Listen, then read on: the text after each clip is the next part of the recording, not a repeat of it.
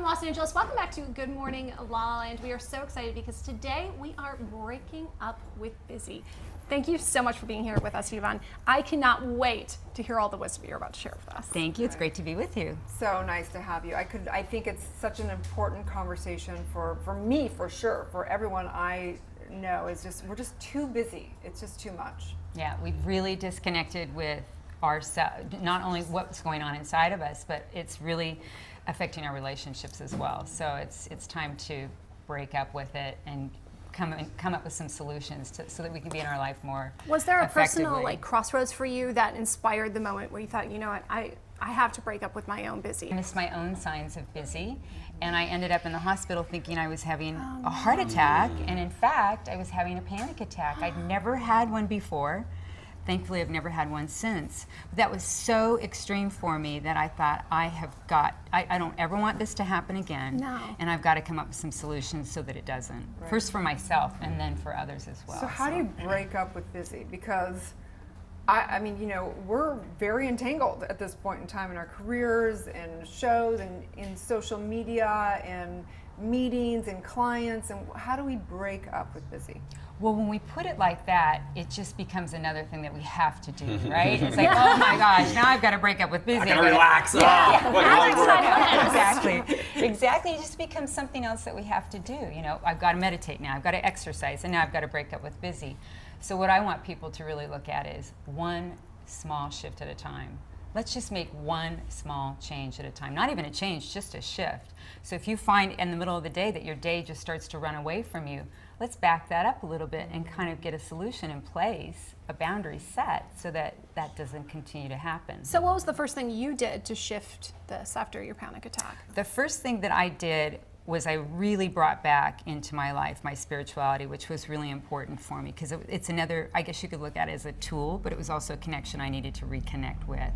And I decided that if I had more than 5 things on my list for the day, then I needed to start to look at that, because there's a difference between being productive and busy. Productive is being organized and prioritizing, and busy is saying yes to everything. So I had to really, I don't know what you're talking about. I know, earlier when we were talking about that's a big trap that we get ourselves into. Oh, absolutely. But I have this insane amount of FOMO, right? Fear of missing out. And if I don't say yes to something, I'm afraid I'm going to hold myself back from finding opportunities that would allow me to be more productive or more focused or provide for bigger and better things. It's a good question. Yeah, how do you vet that? Yeah, that makes absolutely 100%. It makes sense. I say, what's going on inside of here? Because we get to going so fast that we focus on the doing rather than the feeling. And it sounds really corny when I say to somebody, are you kidding? You want me to slow down to break up with busy? That's completely opposite. It's counterintuitive what we would think of doing. But yes, we need to slow down enough to listen to what's going on in here and then edit. See, now that's terrifying, because in a day and age where we have to move so fast to move forward, right? This is an incredible rat race, especially here in La La Land, right? Everybody's building their brands and their social media and this, that, and the other. We've got to go, forward, because we're trying to get somewhere. The idea of slowing down to go there, I don't have enough time for that. Well, that's interesting you say that, because Gandhi, when he was in that place, he always meditated twice the amount. When things were really busy and so much to do, because what happens? We lose our concentration. We become overwhelmed. We can't focus on things as well. Well, we see, make that's more what the mistakes. extra coffee is for. Yeah, that too. It's interesting, because I always think that having a spiritual practice in a place like Los Angeles is some of the most advanced spirituality. It's easy to maybe go to the Himalayas and go meditate and zen. I think it's a very advanced practice. If you can stay grounded, stay in source, meditate, and be in this insanity, Well, I live right in the center of Silicon Valley. So I have Facebook down the street, Google around the corner type of thing. And so the energy there is very much about what you're talking about here.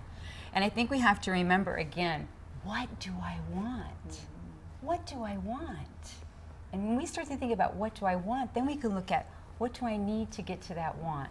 And I promise you, you'll start to edit your yesings. Okay. Because the yesing is what really gets us into the trap of just doing too much. And you mentioned technology. That's another big piece of it, the comparison game. It's terrible. I love the book, and I absolutely love your approach and your practice. And I think what we've sort of, Jocelyn pointed out well, and that you spoke to really eloquently, is that like this idea that the faster you go, the slower you arrive. I think it's like really at the root of most people's stress and anxiety, because there's built into that this idea of a meritocracy, that you have to work harder than the guy or the girl next door in order to get ahead of them, or in order to make anything happen in your life. And I think spirituality is saying something different. So what exactly is spirituality saying from your perspective? Because I think for me it's a lot about faith in something other than creating everything with my hands. But You took the words out of my mouth. Yeah. It's going beyond yourself. And I think this is an important piece to remember, certainly in today's world, that we are all connected. I believe we are all connected. So when I shift my energy, and I have a daughter, so when I shift my energy, I effectively expand that out around and forward. So let's think about the people that we're influencing in our lives. Even if you don't have children, think about the people you're influencing in your lives, that you're coming into contact with, and go back to that. What do I want, and what do I want to share? What do I want to be of service to? What's really important to me? Is it about keeping up with everyone else, or do I want to be a change maker on my own and come up with my own first step forward? Slower is better. It will get you more as to what you want to feel, not just the doing. But do you think energetically we can actually do that in a place like Los Angeles? I question it sometimes, because we are connected. We are in the middle of 40 Wi-Fis and traffic and all kinds of stuff. I'm sometimes I think, can we really maintain our spiritual connection at the level that we really that I need to in the middle of Los Angeles? I'm not sure if I can. Yes, you can. You can. Yes, I'm here to wear my pom-poms. 100%. Again, I go into corporations and businesses, and they come in clenching their phones and their teeth, and then here I am. All right, let's everybody slow down. And at first, you can imagine I'm not popular at all at first. get her out of here. It's a practice. Yeah. It's a practice like anything else. What we practice grows strong.